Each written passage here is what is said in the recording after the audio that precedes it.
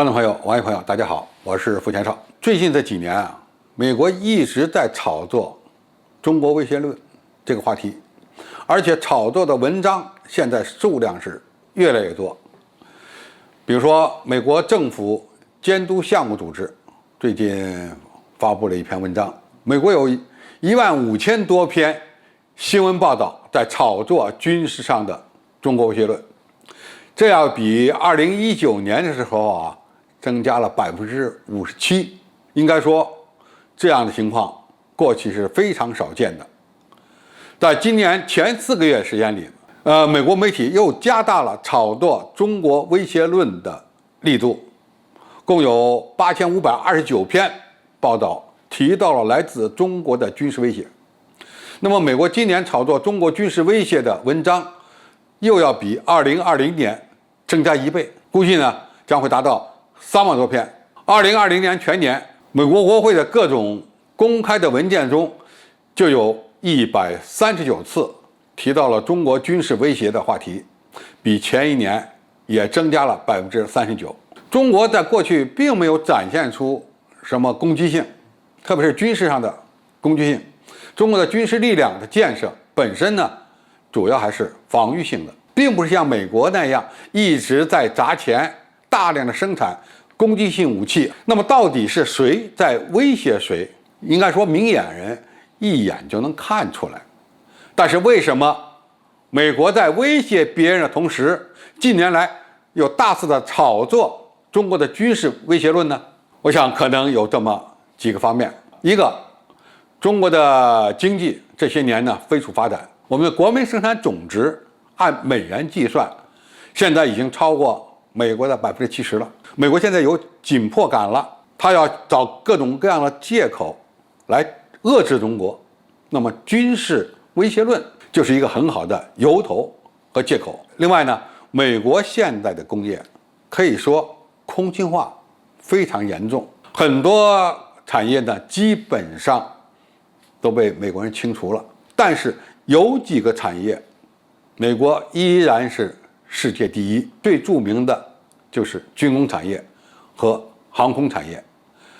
美国的军事工业可以说和美国国会的各个议员是一个共生体，这些议员们在国会上发言辩论，很多呢都是为他身后的这个军工体，为他们来争取利益的。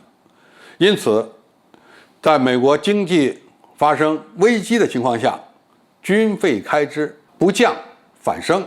为什么要花这么多钱去生产武器装备？借口之一就是中国威胁论。当然有时候呢他也会把俄罗斯拉进来，因为俄罗斯的核武器很厉害，完全可以和美国呢平起平坐。那么在常规武器发展方面，能够和美军抗衡的，目前呢也是中国和俄罗斯。那么把这2个国家作为假想敌提出威胁论，这样的话他们就可以投入更多的经费，为军工企业的进一步发展奠定经济基础。因为钱都是美国纳税人的钱，如果没有威胁，为了和平他要花这么多军费干什么？因此中国威胁论完全是美国的军工利益集团刻意炒作出来的。那么这个军工利益集团可以说势力庞大，因此美国国会很多的议员对他们都是明的暗的表示支持的，否则他们的利益没法得到保障。那么美国花费大量的军费用于和中国、俄罗斯开展军备竞赛，那么中国会不会跟进呢？我想我们不会。中国的国防力量的建设和发展是完全按照我们的需要和可能，根据计划来逐步推进的。技术水平我们现在还是处于不断追赶的阶段，但是呢，我们也不能把大量的资金投在军事方面，因为我们跟美国它的战略目标不一样。美国是全球称霸，我们是保卫国家的安全，够用就行。因此双方的军事技术和军事力量的发展方面目标不一样，因此投入的资金也就会存在着很多的差异。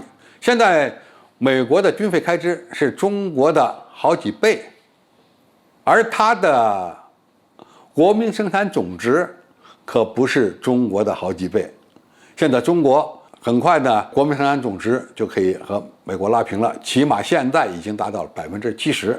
因此，我们的军费开支仅仅在国民生产总值的1点几，而美国却要占到4点几，远远超过中国军费开支的比例。因此，我们中国不会跟他搞军备竞赛，反倒是美国如果以中国威胁论为由头搞军备竞赛，承担巨额经费、承担这个经济压力的是美国，而不是中国。这一点呢，可以说和当年美苏之间开展军备竞赛的情况是反过来的。美国是通过军备竞赛最终拖垮了苏联，但是中国和美国在军费开支上，其实现在的差异正好是相反。我们投入的资金非常有限，够用就行，而且呢，我们的军费开支的经济效益非常好，不像美国大量的军费其实都是浪费在很多领域。还有一些项目尽管搞出来了，也投产了，但是一到使用的时候发现样子货不好用。美国海军列装的平海战斗舰就是一个典型的例子。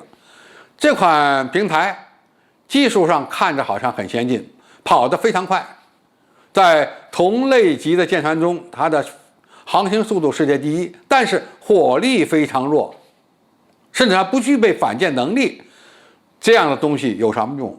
美国空军的 F-35战斗机花了成千上万的银子，最后搞出来的东西不能用，不好用，还要不断的改进改型，成了一个无底洞。那么这样的军费开支投进去，往往是巨大的浪费。美国要想和中国搞军备竞赛，最终很可能负担不起的不是中国，而是美国。因为美国大量的纳税人的钱基本上都被美军打了水漂。